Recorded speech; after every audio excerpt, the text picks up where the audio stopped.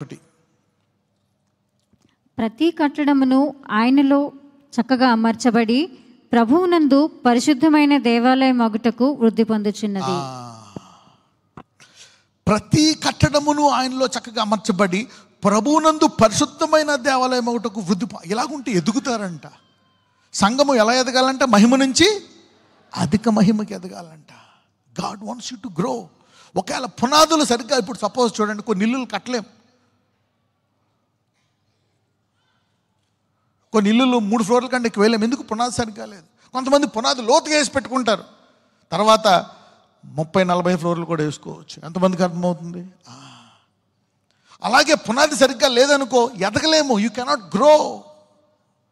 ఏదైనా సిటీస్ చూస్తే మనం, కొన్ని సిటీస్, న్యూయార్క్, అవి, చైనా, ఏంటి ఆ కంట్రీ యొక్క ప్రైడ్? టవర్స్. అమెరికా ఒక్కొక్క స్టేట్ చూసి, ఒక్కొక్క సిటీ చూస్తే టవర్స్ ఉంటాయి. ఇప్పుడు దుబాయ్కి ఎందుకు పేరు వచ్చింది? ఇప్పుడు అన్నిటికంటే పెద్ద టవర్ ఎవరి దగ్గర ఉంది? ఇప్పుడు ఇంకొకళ్ళు వచ్చారు పోటీకి. వీళ్ళు 800 మీటర్స్ ఎంతో కడితే 900 మీటర్స్, వాళ్ళేమో 1 కిలోమీటర్ కడతారండి. Maybe 1000 metres.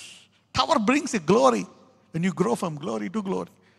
అలాగే పునాది గనక దేవుడి నుంచి కనెక్ట్ అయిన ఉంటే, అంటే ఇజ్రాయేలీలో ఇన్ని సంఘాలు, ఎంతమంది సేవకులు ఉన్నా ఎవరికి తండ్రి నుంచి కనెక్షన్ లేదు. చేపలు పట్టేవాడికి ఉంది. ఆ చేపలు పట్టేవాడిని తెచ్చి అతన్ని పునాదిగా చేస్తున్నాడు దేవుడు. అంటే దేవుడు నీకు ఎంత డబ్బు ఉందో, ఎంత పెద్దోడు, don't care. Do you have the foundation? Can you here from God? నేను ఎప్పుడు ఒకటే చెప్తాను, ఒకవేళ నీ జీవితంలో ఏదైనా నువ్వు సంపాదించుకోవాలి అంటే, ఏం సంపాదించుకోవాలంటాను? దేవుడి నుంచి వినడం. మా ఆయన వదిలేస్తా కదా ప్రభు, నీ చిత్తం ఏంటి?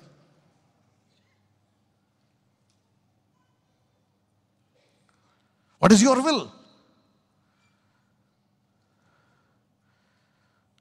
ఈ రోజుల్లో నేను కొంతమందికి మ్యాచెస్ తీసుకొస్తా, నాకు బాగాలేదు, బాగుంది, డబ్బు లేదు, ఎలాగంటారు. కానీ ఎవరో కూడా ఒక్కసారి కూడా వెళ్ళి దేవుని చిత్తమా కాదని తర్వాత సంగతి. ముందు మనసుకి నచ్చితే అప్పుడు దేవుని చిత్తం.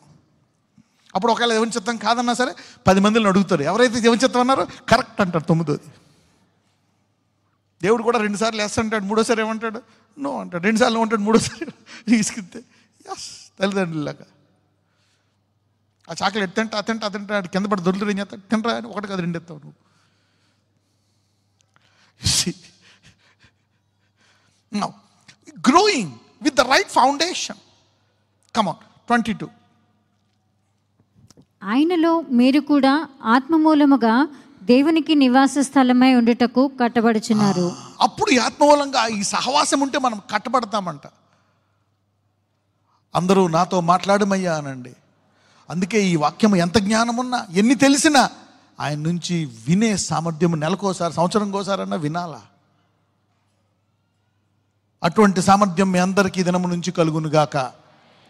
మొదటి